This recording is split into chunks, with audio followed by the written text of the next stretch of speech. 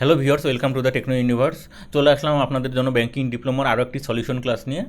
আজকে আমরা 96তম ব্যাঙ্কিং ডিপ্লোমাতে আসা প্রিন্সিপালস অফ ইকোনমিক্সের 1 নম্বর কোশ্চেনটি নিয়ে আলোচনা করব। তো চলুন দেখি আজকে আমাদের আলোচ্য বিষয় কী কী। What are the fundamental problems of economics, explain with diagram. Then কী আছে দেখেন, right down the features of micro economics and macro economics. তার সি নাম্বার কোশ্চেনে কী আছে দেখেন, what are the precondition of economic development of a country. ঠিক আছে, তো চলুন আমরা একে একে আমাদের আলোচ্য বিষয়ে চলে যাই। এখন আমরা ইকোনমিক্সের ফান্ডামেন্টাল প্রবলেমসগুলো নিয়ে আলোচনা করব।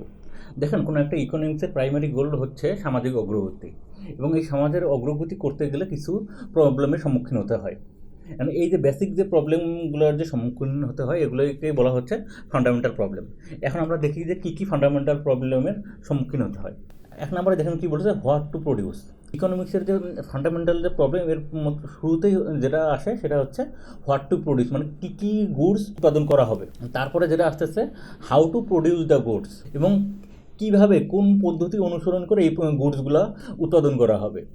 ঠিক আছে, এবং 3 নম্বর যে প্রবলেম আসে সেটা হচ্ছে for home is the good produced, এবং কাদের জন্য এই গুডসগুলো প্রডিউস করা হবে। কারণ আমাদের সমাজে তো ধনী গরিব সবারই চাহিদা আছে, কিন্তু কাদেরকে অগ্রাধিকার দেওয়া হবে। ঠিক আছে, তাহলে আমরা ফান্ডামেন্টাল যে প্রবলেমগুলো সেগুলো সম্পর্কে জানলাম, এগুলো নিয়ে এখন আমরা বিশদ আলোচনা করব। দেখেন, ইকোনমিক্সের যে ফান্ডামেন্টাল প্রবলেম, তার মধ্যে প্রথম যে ফান্ডামেন্টাল প্রবলেম সেটা হচ্ছে হোয়াট টু প্রডিউস, অর্থাৎ কোন কোন গুডসগুলো এবং সার্ভিসগুলো উৎপাদন করা হবে এবং কী পরিমাণ উৎপাদন করা হবে।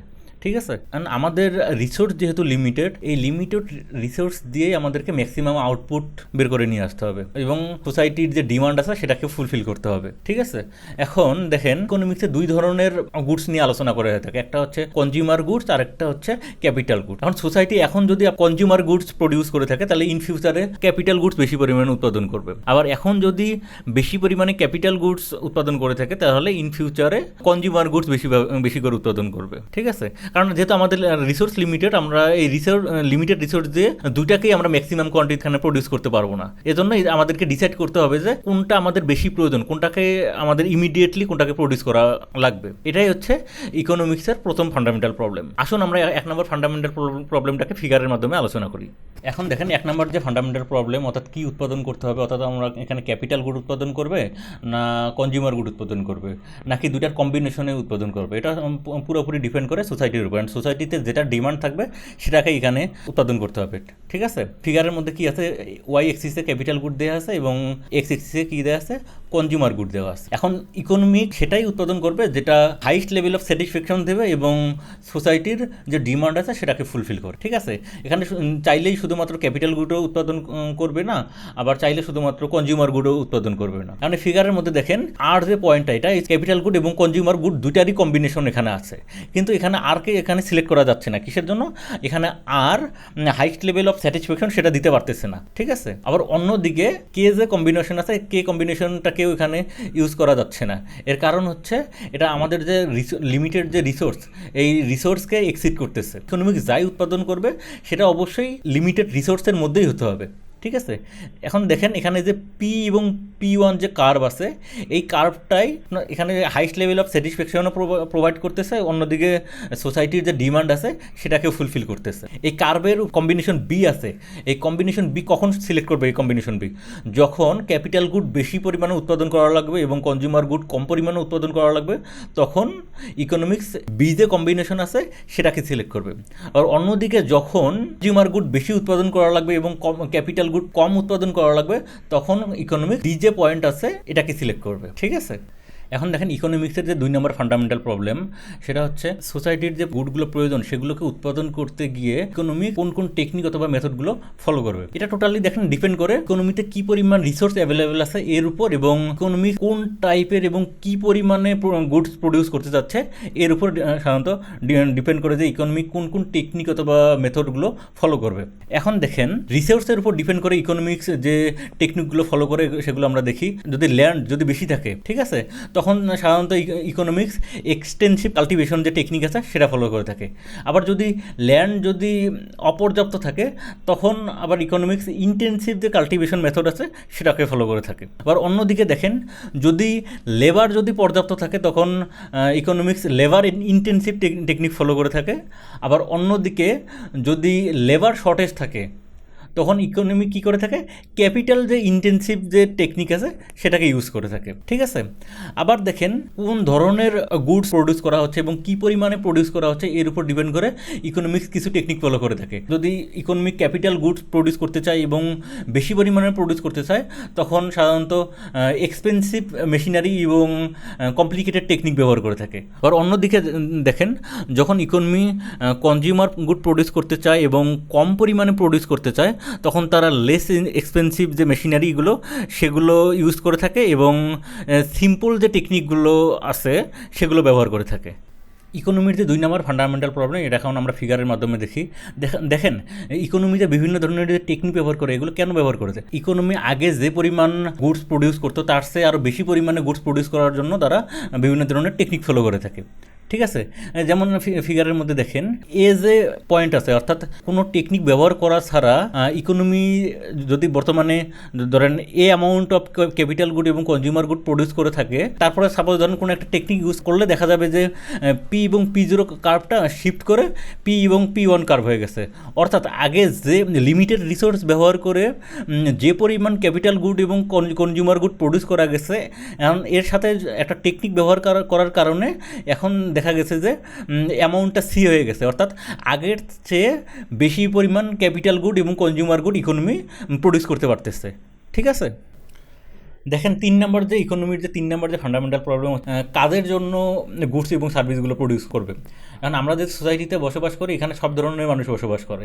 এখানে যারা ধনী আছে তাদের হচ্ছে ডিমান্ড হচ্ছে লাক্সারিয়াস যে গুড আছে সেগুলোর প্রতি, অন্যদিকে যারা অপেক্ষাকৃত গরিব আছে তাদের চাহিদা হচ্ছে আপনার কনজিউমার গুডস, বেশি পরিমাণে কনজিউমার গুডসের দিকে। এখন ইকোনমি কোন গুডসগুলো প্রডিউস করবে, তারা কি বেশি পরিমাণে কি লাক্সারিয়াস ফুড কি প্রডিউস করবে নাকি কনজিউমার গুড প্রডিউস করবে নাকি দুইটাই করবে। এখন যেহেতু সোসাইটিতে সবাইকেই থাকতে হবে যে কারণে ইকোনমি করে কনজিউমার গুড এবং লাক্সারিয়াস গুড একটা কম্বিনেশনের মাধ্যমে তারা প্রডিউস করে থাকে। অর্থাৎ এখন যদি বেশি পরিমাণে লাক্সারিয়াস ফুড প্রডিউস করে থাকে তাহলে ইন ফিউচারে তারা কম পরিমাণে লাক্সারিয়াস ফুড প্রডিউস করবে এবং বেশি পরিমাণে কনজিউমার গুড প্রডিউস করবে। আবার এখন যদি তারা বেশি পরিমাণে কনজিউমার গুড প্রডিউস করে কম পরিমাণে লাক্সারিয়াস ফুড প্রডিউস করে তাহলে ইন ফিউচারে তারা কী করবে, বেশি পরিমাণে লাক্সারিয়াস ফুড প্রডিউস করবে এবং কম পরিমাণে কনজিউমার গুড প্রডিউস করবে। এখন এটা আমরা ফিগারের মাধ্যমে দেখি। দেখেন এই ফিগারের মধ্যে কী দেওয়া আছে, এক্স এক্সিস বরাবর দেওয়া আছে নেসেসারিস এবং ওয়াই এক্সিস বরাবর দেওয়া আছে লাক্সারিয়াস। ঠিক আছে। এবং এই পি এবং P1 যে কার্ভ, এই কার্ভের উপরে বি যে পয়েন্ট, এখানে আমরা কি দেখতে পাচ্ছি, যখন ইকোনমি বেশি পরিমাণে লাক্সারিয়াস ফুড এবং কম পরিমাণে নেসেসারিস যখন প্রডিউস করবে তখন তারা এই যে বি যে কম্বিনেশন এটা ফলো করবে।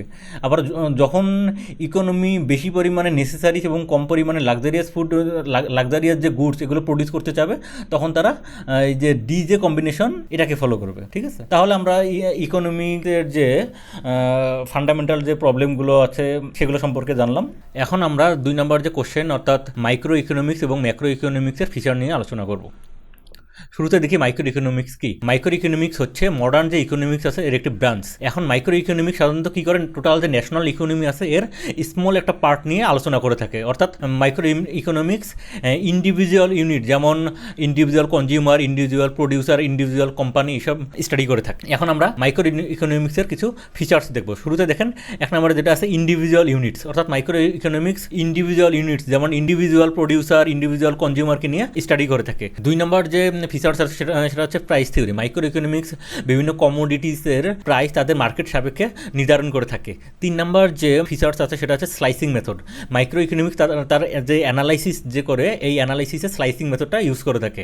এখন স্লাইসিং মেথড কীভাবে কাজ করে, স্লাইসিং মেথড ইন্টার যে ইকোনমি আছে ইকোনমিকে কতগুলো ছোটো ছোটো ভাগে ভাগ করে এবং দেন প্রত্যেকটা ছোটো ছোটো ভাগ নিয়ে আবার অ্যানালাইসিস করে থাকে।